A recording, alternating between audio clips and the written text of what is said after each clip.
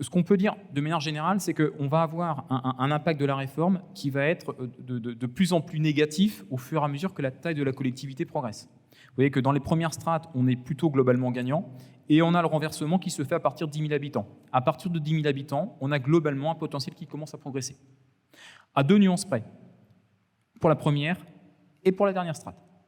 Pour la première strate, justement, pour ce que je vous disais tout à l'heure, parce qu'on a une concentration de petites recettes, entre guillemets, TLPE, déchets stockés, sur cette strate de population, ce qui fait que finalement, elle va moins gagner que la strate numéro 2, la strate numéro 3. Elle gagne quand même 23 € en moyenne, mais vous voyez que les deux strates d'après sont quasiment à 60 €.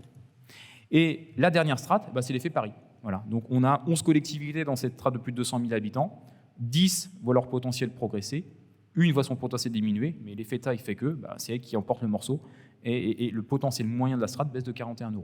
Au global, on a une réforme qui est, vous voyez, sur le potentiel, pas neutre, mais pas loin, on a seulement à peine 1% de variation du potentiel au niveau du potentiel moyen, donc des collectivités. Nationalement, on a deux territoires qui se détachent en termes d'impact négatif, c'est la région PACA et la Corse, où on a des augmentations de potentiel en moyenne supérieures à 10%. Donc, les Hauts-de-France et la Bretagne sont également plutôt impactés donc, négativement, entre 5 et 10% d'augmentation en moyenne du potentiel.